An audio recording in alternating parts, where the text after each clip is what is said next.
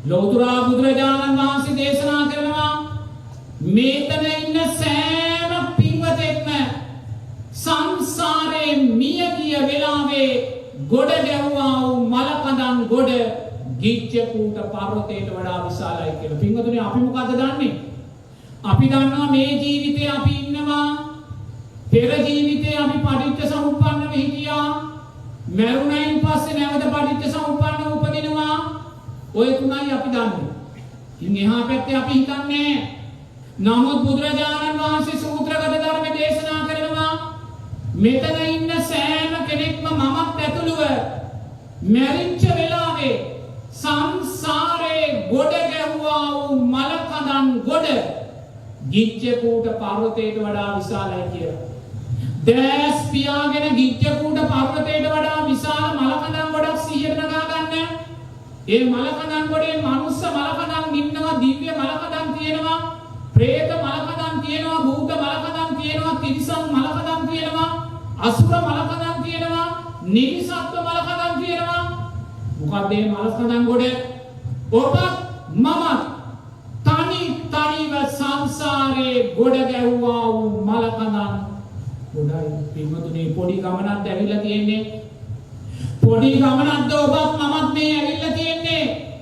බුදුරජාණන් වහන්සේලා ලක්ෂ ගාණක් පහළ වූ පංච අතීත පංච උපාදානස්කන්ධ ලෝකයක් අපි පිටිපස්සේ තියෙන්නේ. මේ ආවා වූ දීර්ඝ පටිච්ච සමුප්පන්න බව ගමනේදී ගිජ්ජකූට පර්වතයට වඩා විශාල මලකඳන් ගොඩ ගහලා තියෙනවා. නමුත් අපි දෙයියනේ මේ උතුම් සම්මා සම්බුද්ධ ශාසනයේ ඉපදිලා මේ උතුම් චතුරාර්ය සත්‍ය වුණා. අපි මේ ජීවිතෙන් මොකද්ද මේ කරන්නේ? අර මහා මලකඳන් ගොඩට මේ මලකඳත් එකතු කරලා තවත් පටිච්ච සමුප්පන්න උපතකට යනවා. නැවත මලකඳන් ගොඩ ගන්න. බුදුරජාණන් වහන්සේගේ කාලේ බමුණෙක් හිටියා. මේ බමුණ මාන්නාධික ධනවත් බමුණෙක්. මේ බමුණට අමුතු ආසාවක් ඇති වුණා. මොකක්ද ඒ ආසාව? තමන් මරුණාට පස්සේ තමන්ගේ දේහය වල දාන්න ඕනේ කිසිවෙක් වල නොදැමු තැනකයි කියලා. දැන් අපි අපවත් වුණත් අපිව ගිහිල්ලා වල දාන්නේ පවුලේ සුසාන භූමියේ. ඔබලාගේ කෙනෙක් මැරුණොත් ගිහිල්ලා වල දාන්නේ පවුලේ සුසාන භූමියේ. එතන දාස් ගණන් වල දාපු දෙනා. මේ බමුණා ඒකට කැමති උනේ නෑ. මේ බමුණට ඕනේ කිසිවෙක් වල නොදැමු තැනක තමන් මැරුණාට පස්සේ දේහය වල දාන. බමුණ ධනවත් කෙනෙක් සේවකයෝ අරගෙන ගල්ලිනි උඩු අරගෙන කැලේ ඈතින් ඈතට ගියා. කැලේ ඈතින් ඈතට ගිහිල්ලා විශාල ගහක් යට තැන සලකුණු කළා. සලකුණු කළ බමුණ කියනවා මෙතන නම් කවදාවත් කිසිම කෙනෙක් වල නොදැමු තැන. සේවකයන්ට අණ කරනවා මෙතන වල හාරන්න. මගේ ඥාතීන්ට කියන මම මැරුණාට පස්සේ මගේ දේහය මෙතනයි බලලන්න ඕනේ. සේවකයෝ වලහානවා. බුදුරජාණන් වහන්සේ මේක දිවසින් දකිනවා. මේ බමුණට මේ ජීවිතේ සෝවාන් ඵලය සාක්ෂාත් කරගන්න අතීත සංස්කාර තියෙනවා. බුදුරජාණන් වහන්සේ මෙතෙන්ට වැඩම කරනවා. බුදුරජාණන් වහන්සේ වැඩම කළා අහනවා බමුණ මොකක්ද ඔබ මේ කරන්නේ? භාග්‍යවතුන් වහන්සේ මම මැරුණාට පස්සේ කිසිවෙක් වල නොදැමු තැනකයි මගේ දේහය වල දාන්න ඕන. මගේ ජීවිතේ එච්චරම පාරිශුද්ධ ජීවිතයක්. තව කෙනෙක් වල දාපු තැනක මේක වල දාන්න දෙන්න බෑ. මෙතන නම් භාග්‍යවතුන් වහන්සේ කවදාවත් කිසිම කෙනෙක් වල දාලා නැහැ. බුදුරජාණන් වහන්සේ పూర్වේ නිවාසානුස්සති ඥානෙට සමවදිනවා. පෙර ජීවිත දැකීමේ ඥානෙට සමවැදිලා බුදුරජාණන් වහන්සේ දේශනා කරනවා බමුණ ඔබ ඔය හාරණ හතර රියන තුල සංසාරයේ ඔබ 11000 වතාවක් මිහිදම් වෙලා. ඉන්නතුණි 11000 වතාවක් කොහොමද? මිනිස්සෙක් වෙච්ච වෙලාවේ, බුම්මාඩු දෙවියෙක් වෙච්ච වෙලාවේ, රුක් දෙවියෙක් වෙච්ච වෙලාවේ, ප්‍රේතෙක්, භූතෙක්, යක්ෂයෙක්, බහිරවෙක් වෙච්ච වෙලාවේ, පණුවෙක්, ගැඩවිලෙක් වෙච්ච වෙලාවේ, තිරිසන් සතෙක් වෙච්ච වෙලාවේ, සර්පෙක් වෙච්ච වෙලාවේ, කුහුඩියෙක්, දිනියෙක්, කඩියෙක්, ගැඩවිලෙක් වෙච්ච වෙලාවේ 11,000 වතාවක් මේ බමුණා මෙතන මිහිදන් වෙලා පින්නතුනි අපි දකින ලෝකයේ මොන විහිළුවක්ද? අපි දකින ලෝකයේ මොන විහිළුවක්ද? මොන මිරිඟුවක්ද? බුදුරජාණන් වහන්සේ పూర్වේ නිවාසානුසී ඥාණයෙන් බලලා කියනවා බමුණ ඔය හතරර යන තුල සංසාරේ පටිච්ච සමුප්පන්නව ඔබ 11,000 වතාවක් මිහිදන් වෙලා දැස් පියාගෙන ඔබ වාඩි වෙලා ඉන්න ඔය පුංචි බිම්කඩ 100ට ගන්න. ඔතන අඩි දෙකේ පුංචි බිම්කඩක් ඔය පුපුව කියලා තියෙන්නේ. පින්වතුනි ඔබ ඔය වාඩි වෙලා ඉන්න බිම්කඩේ සංසාරේ ඔබ 10 වතාවක් මිහිදන් වුණා වූ බිම්කඩක්. සංසාරේ ඔබ 10 වතාවක් මිහිදන් වුණා වූ බිම්කඩක්. ඔබ ඔය දෙපා තබාගෙන ඉන්නේ ඔබේම සුසාන භූමියක් මතයි. ඔබ ඔය දෙපා තබාගෙන ඉන්නේ ඔබේම මිනිඅලු මතයි. බමුණා ආරපු අලතුල 11,000 වතාවක් මිහිදන් වෙලා මම දැස් දෙක පියාගෙන දකිනවා මම මේ වාඩි වෙලා ඉන්න වේදිකාව කියන සීමාව තුල සංසාරේ මම 10,000 වතාවක් මිහිදන් වුණා වූ බිම්කඩක්. මම මිනිසෙක් වෙච්ච වෙලාවේ දෙවියෙක් වෙච්ච වෙලාවේ බුම්මාටු දෙවියෙක් වෙච්ච වෙලාවේ රුක් දෙවියෙක් වෙච්ච වෙලාවේ ප්‍රේතේ භූතේ බහිරවේ තිරිසන් සතෙක් සර්පේ කඩියෙක් දිනියෙක් කූඹියෙක් ගැඩවිලෙක් මං වෙච්ච වෙලාවේ මම සංසාරේ 10,000 වතාවක් මිහිදන් වුණා වූ බිම්කඩක්. මම මේ වාඩි වෙලා තියෙන මගේම සුසාන භූමියක් මතයි. මම මේ වාඩි වෙලා තියෙන මගේම මිනි අලුගොඩ මතයි. මෙතන විතරක් නෙමෙයි පින්වතුනි. ඔබ පන්සල් වත්තට ගියත් ඔබ මහ පාරට ගියත් ඔබ ගෙදරට ගියත් ඔබ කාර්යාලයට ගියත් ඔබ පාසලට ගියත් ඔබ ගමේ නගරේ කොතෙන්ද ගියත් ඔබ දෙපා තබාගෙන ඉන්නේ ඔබේම අතීත දේහයන් ආදානය භූමදානය කරපු සුසාන භූමියක් මතයි. සොහොන් අලු මතයි මිනි අලු මතයි. අපිට හරියයිද? අපිට හරියයිද? අපිට හරි ගිහිල්ලා තියෙනවද? අපි හැමදාම ජාති ජරා ව්‍යාධි මරණ ශෝක පරිදේව දුක්ඛ දෝමනස්යන් ප්‍රියන්ගේ වෙන්වීම අප්‍රියන්නා එක්වීම පංච උපාදානස්කන්ධ දුක් ගොඩ ඉන්ද්‍රිය අහන්න දෙයක්ද? අහන්න දෙයක්ද? අහන්න දෙයක් නෙමෙයි. ඔබ මම මේ දෙපා තබාගෙන ඉන්නේ මෙතන හිටියත් රජ ගෙදර ඉන්න මහත්තයාත් අරලියගා මන්දිරේ ඉන්න මහත්තයාත් පාර්ලිමේන්තුවේ ඉන්න මහත්තයාත් දෙපා තබාගෙන ඉන්නේ තමාගේම සුසාන භූමිය මතයි. තමාගේම මිනි අලු මතයි. බුදුරජාණන් වහන්සේ ප්‍රශ්න කරනවා ඔබ කවදාද මේ සුසාන භූමියෙන් මිදෙන්නේ? ඔබ කවදාද ඔබේ මේ දෙපා තබාගෙන තියෙන මිනි අලු ගොඩ මතින් ඔබ මිදෙන්නේ? එතකොටයි ඔබ ජාති ජරා ව්‍යාධි මරණ ශෝක පරිදේව දුක්ඛ දෝමනස්ස ප්‍රියන්ගෙන් වෙන්වීම අප්‍රියන්නා එක්වීම පංච උපාදානස්කන්ධ දුක සදහටම නිවන්න පිටුතුනි. සදහටම නිවන්නේ මොකද? අද අපිට නිවන්න බැහැ. අපි කෙසේනම් නිවන්නද සොහොන් බිමක ජීවත් වෙමින්? අපි කෙසේනම් නිවන්නද අපේම මිනි අලුගොඩ අපි තේරුම් නොගැනීමෙන්? දැස් පියාගෙන නුවණින් දකින්න. ඔබ ඔය දෙපා තබාගෙන ඉන්න බිම්කඩ ඔබේ මාතීත සුසාන භූමියක් කියලා ඔබ දකින්න. ඔබ දෙපා තබාගෙන ඉන්න මේ බිම්කඩ ඔබේ මාතීත මිනි අලු ගොඩක් කියලා දකින්න. ඡන්දය සකස් වෙයි මේකෙන් මිදෙන්න.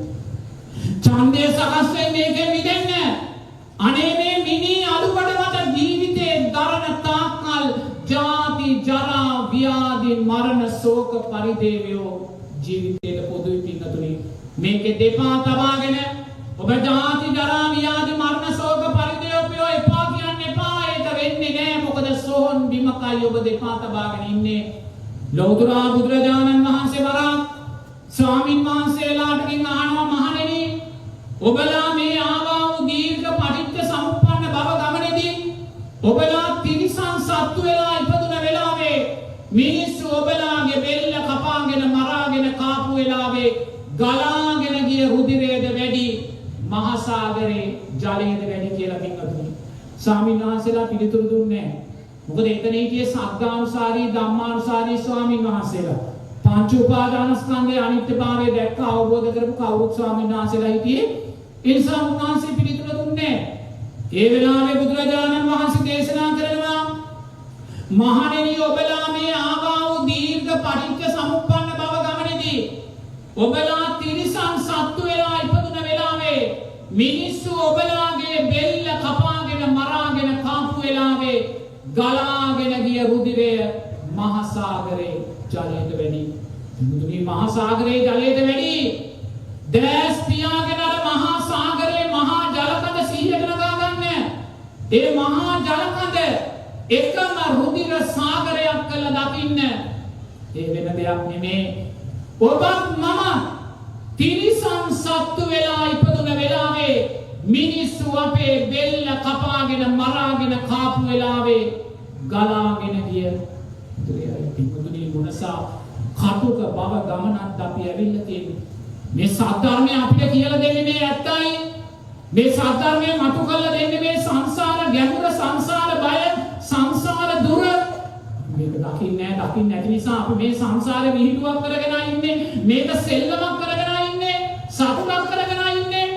පිටුදුනේ මහා සාගරයේ ජලයට වඩා රුධිරය හෙළලා තියෙනවා.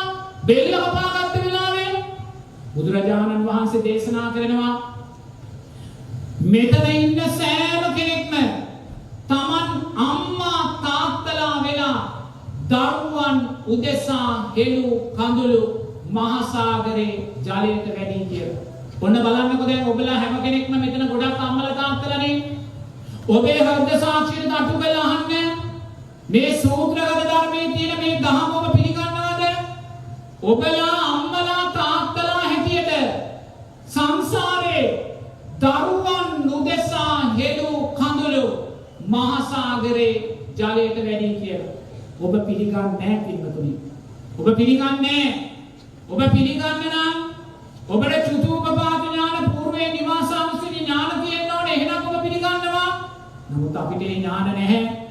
එහෙම නැත්නම් තෙරුවන් කෙරේ සද්ධාව තුලින්මයි අපි පිළිගන්නේ. බුදුරජාණන් වහන්සේ කිව්වා නම් ඒක සත්‍යයක්මයි කියන සද්ධාව තුල. සද්ධාව දුර්වල නම් ඒක පිළිගන්නෙත් නෑ. පිටුතුනේ බුදුරජාණන් වහන්සේ ඇහෙන් බලලා නෙමෙයි මේ ධර්ම දේශනා කරන්නේ. කනෙන් අහලා නෙමෙයි. పూర్වේ නිවාසාංශති ඥාන චතුූපපාද ඥානයන්ගෙන් ලෝකේ සත්වයා මැරෙන උපදින තැන් දැකලායි. පිටුතුනේ ඔබ හිතන්නේ ඔබ මේ ජීවිතේ දරුවෝ 5 දෙනෙක් ඉන්නවා කියලා හිතන්නේ. ඔබ දරුවෝ 5 දෙනෙක් ලොකු මහත් කළා.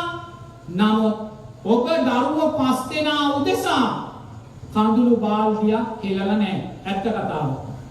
ඔබ දරුවෝ 5 දෙනෙක් හැදුවනම් මේ ජීවිතේ ඔබ මේ ජීවිතේ දරුවෝ 5 දෙනා වෙනුවෙන් කඳුළු බාල්දියක් හෙලලා නැහැ. ඇත්ත කතාව. එතකොට ඔබ හිතනවා මම දරුවෝ 5 දෙනෙක් හදලා මේ ජීවිතේ කඳුළු බාල්දියක් හෙළුවේ නැත්තම් දෙයනේ මං කොහොමද පිළිගන්නේ සංසාරේ මං දරුවන් උදෙසා මහා සාගරයට වැඩිය කඳුළු හෙළුවා කියලා? කතාව ඇත්ත පිටුනේ. කතාව ඇත්ත ඔබ හිතන විදිහට. නමුත් බුදුරජාණන් වහන්සේලා හිතලා නෙමෙයි මේ ධර්ම දේශනා කරන්නේ දැකලායි. චතුූපපාද ඥාණයෙන් සම්මා ඥානයන්ගෙන් එක අම්මා කෙනෙක් හිටියා. ඒ අම්මට දරුවෝ 5 දෙනෙක් 6 දෙනෙක් හිටියා. ඒ අම්මා මුළු ජීවිත කාලයම කැපකලේ දරුවන් උදෙසාමයි පින්නතුනේ. දරුවන්ට කන්න දුන්නා, බොන්න දුන්නා, ඇඳුම් මහල දුන්නා, ඉස්කෝලේ ගෙනිච්ච, ටියුෂන් ගෙනිච්චා. මුළු ජීවිත කාලයම දරුවන් උදෙසා කැපකලා. පන්සලකට ගියේ නෑ.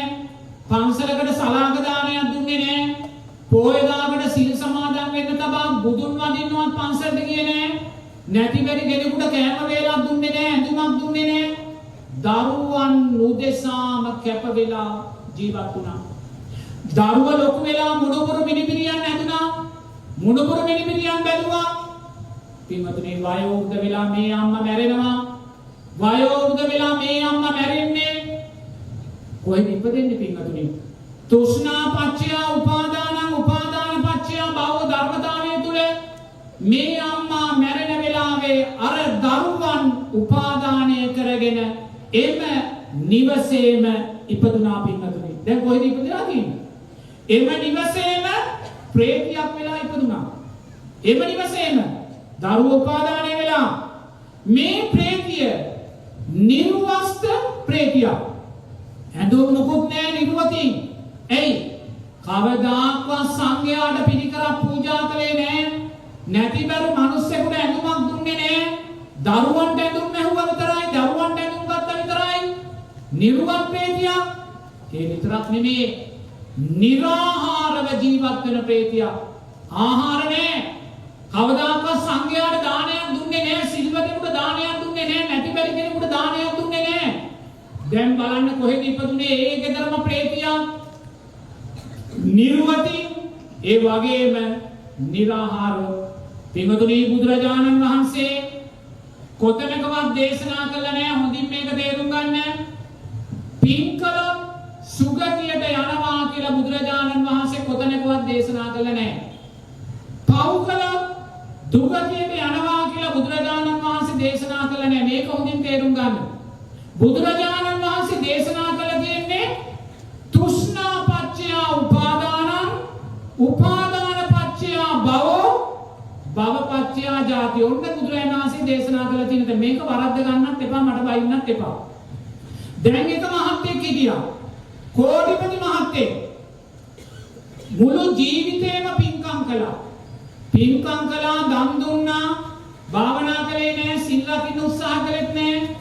ලක්ෂ ගණන් කෝටි ගණන් වේදම් කළා පින්කම් කළා. මේ මහත්තයා පින්කම් කරලා පින්වතුනි වයෝ වෘද්ධ වෙලා මැරෙනවා. දැන් පාංශකූල වෙලාව. ගමේ පන්සලේ නායක ස්වාමීන් වහන්සේ පාංශකූලෙට වැඩම කරලා දේශනා කරනවා මේ මහත්තයාට 7 දවසේ පින්කමක් 3 මාසේ පින්කමක් අවුරුද්දේ පින්කමක් කරන්න ඕනේ නැහැ. මේ පින්කම් කරන්න ඕනේ ඇයි? මේ මහත්තයා ජීවතුන් අතර සිටියදී ඒ තරමටම පින්කම් කළා. අන්න අනුශාසනාව බුදුරජාණන් වහන්සේම අනුශාසනාවක් කළා නැහැ. බුදුරජාණන් වහන්සේ දේශනා කළේ මොකද්ද? තෘෂ්ණා පච්චය උපාදානං උපාදාන පච්චය භව භව පච්චය ජාති. අනේ අර කෝටිපති මහත්තයා මැරිලා කොහෙද ඉපදුනේ? ඒ මහත්තයාගේ කෝටි ගාණක් වටිනා හිස් ඉඩමක පරදත්ත රූපජීවී ප්‍රේතෙක් වෙලා ඉපදුනා. කවුද මේ පරදත්ත රූපජීවී ප්‍රේතයා කියන්නේ? සමහර පින්වතුන්ලා ඇවිල්ලා අපිට කියනවා මගේ මැරිච්ච තාත්තා සුදු සරමක් සුදු කමිසයක් ඇඳලා මම රැ හීනෙන් දැක්කා. මගේ ගේ වටේ ඇවිදිනවා මම දැක්කා. මගේ මැරිච්ච අම්මා සුදු සාරියක් කැටයක් ඇඳලා මම රැට ගෙදර ඇවිදිනවා දැක්කා. කවුද මේ? පරදත්ත රූපජීවී ප්‍රේත. ප්‍රේත ලෝකයේ ඉන්න ඉහළම ප්‍රේතයා පින්නතුනි. දැන් අර කෝටිපති මහත්තයා මැරිලා මොකද්ද උනේ?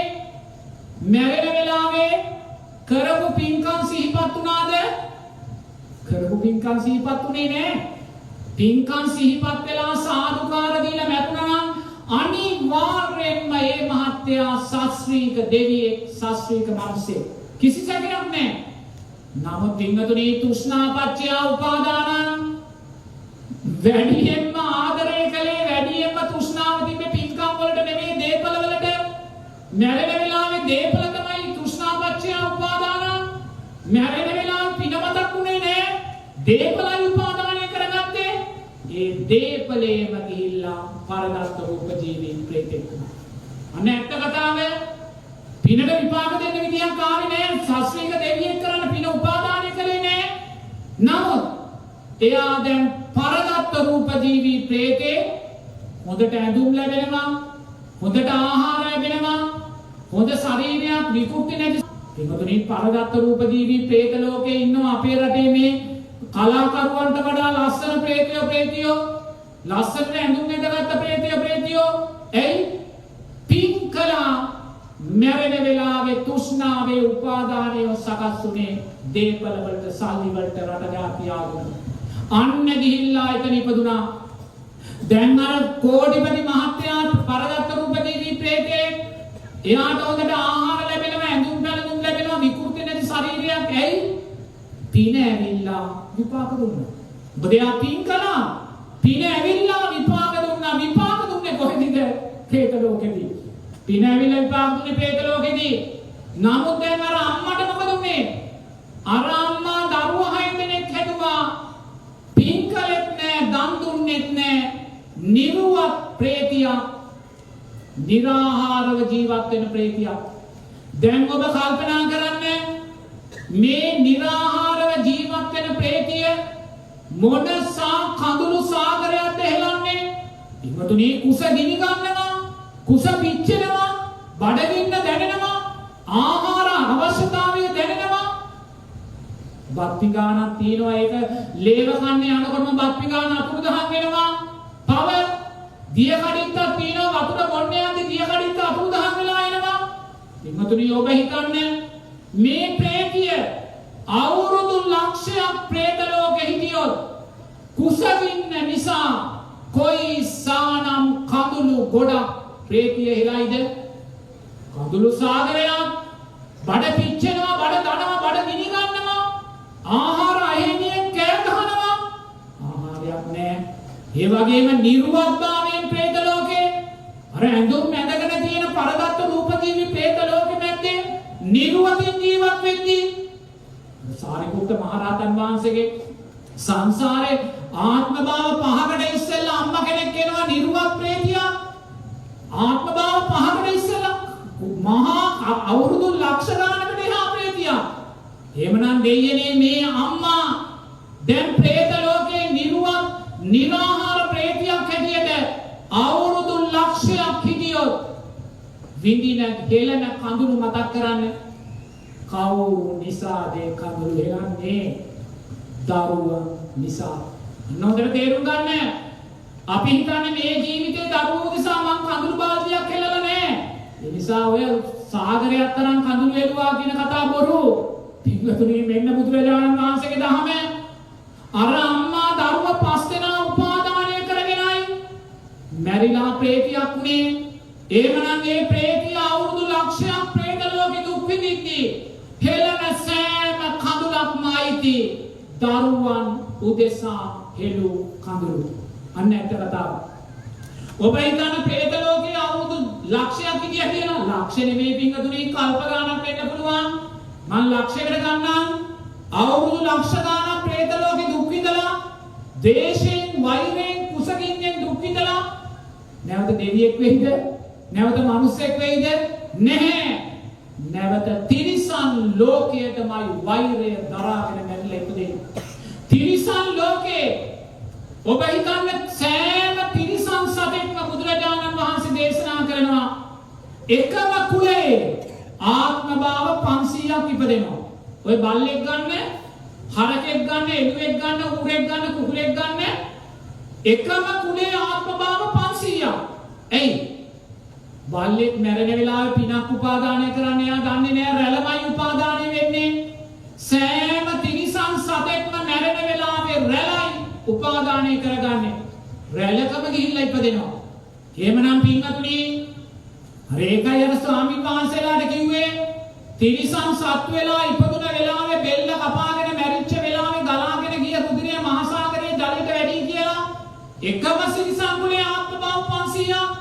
ඔබ හිතන්නේ මේ ප්‍රේතිය අවුරුදු ලක්ෂයක් ප්‍රේත ලෝකේ ජීවත් වෙලා හරක් කුලයට වැටුණා කියන්නේ. හරක් කුලේ ආත්ම භාව 500ක්. මේ හරක් කුලේ ආත්ම භාව 500 දෙම බෙල්ල කපාගෙනයි මරුන් කන්නේ.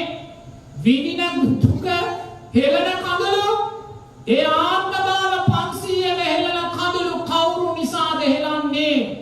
දරුවන් නිසා. හොඳට තේරුම් ගන්න. දරුවන්ගේ උපාදානය නිසා මේ එන්නේ. එතකොට හරක් කුලේ ආත්ම භාව 500ක් ඉඳලා එළු කුලයට වැටුණා, ඌරු කුලයට වැටුණා. එන්නතුනේ කල්ප ගානක් තිරිසන් ලෝකෙ දිගයි.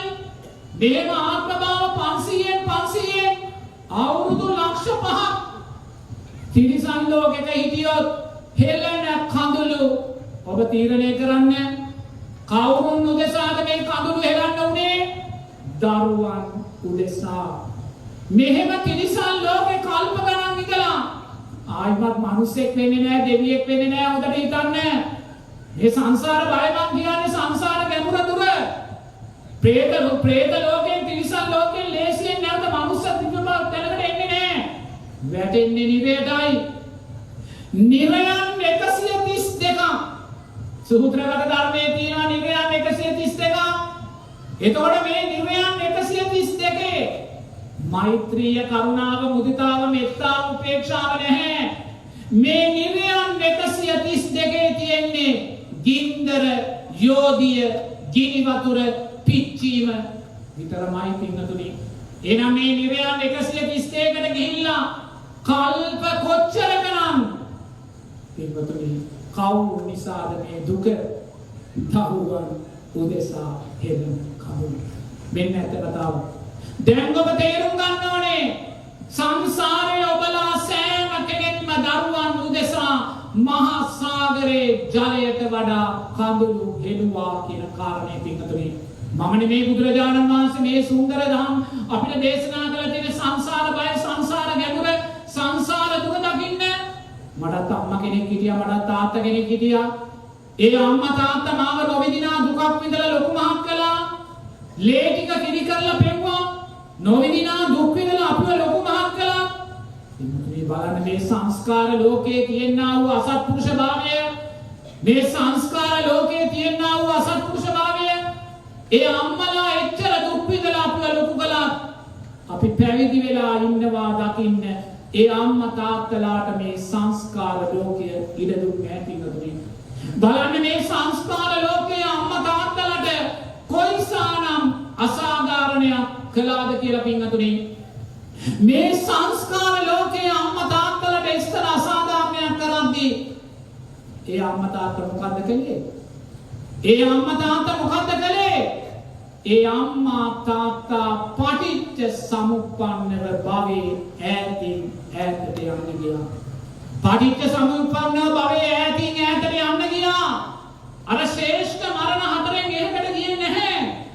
පටිච්ච සමුප්පන්නව භවයේ ඈතින් ඈතට යන්න ගියා. මොකටද? අනාගතේ අම්මලා තාත්තලා වෙලා නැවත දරුවන් ලෝකෙට බිහි කරන්න. බිහි කරපු දරුවා පැවිදි වෙලා ඉන්නවා දකින්න.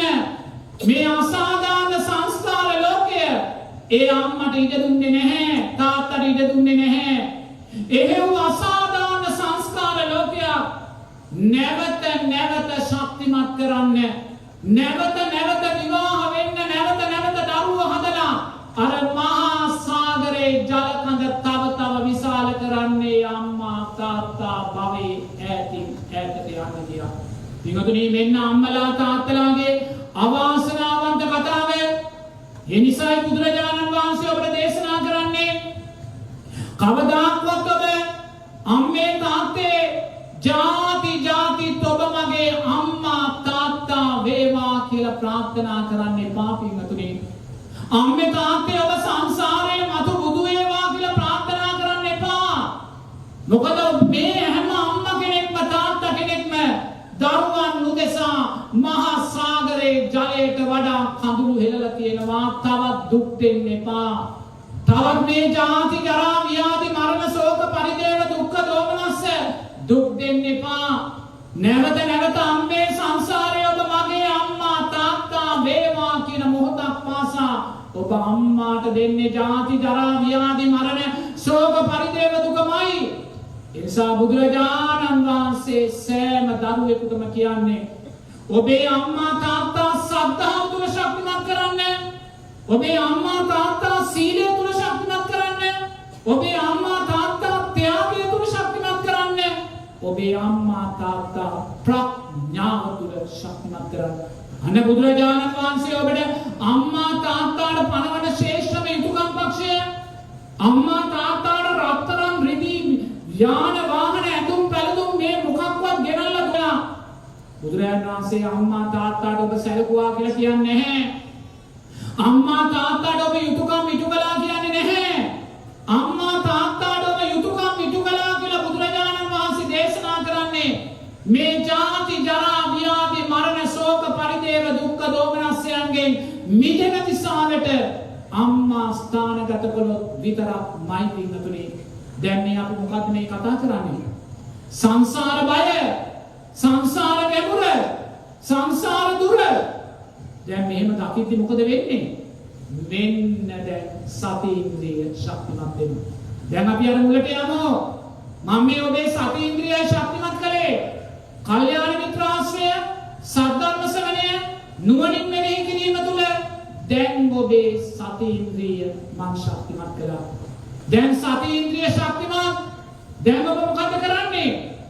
සද්ධාවෙන්, වීර්යෙන් පින්කම් කරලා මේ සෑම සංස්කාරයක්ම අනිත්‍යයි කියලා දකිද්දී මෙන්න මේ පැත්තෙන් සමාධිය ප්‍රඥාව උඩට එනවා පිළිගන්න. අන්න දැන් තමයි සමාධිය ප්‍රඥාව උඩට එන්නේ. දැන් ඔබ පින්කම් සිද්ධ කරලා, දැන් වීර්යෙන් සද්ධාවෙන් පින්කම් කරලා ඔබ සංස්කාරයන්ට බැඳෙන්නේ නැහැ. සංස්කාරයන්ට බැඳිලා වැඩක් නැහැ. බුදුරජාණන් වහන්සේ දේශනා කරනවා මෙතන ඉන්න සෑම කෙනෙක්ම සංසාරේ සක්විති රජ වෙලා 100,000 වතාවක් ඉඳලා තිනවා. සක්විති රජ.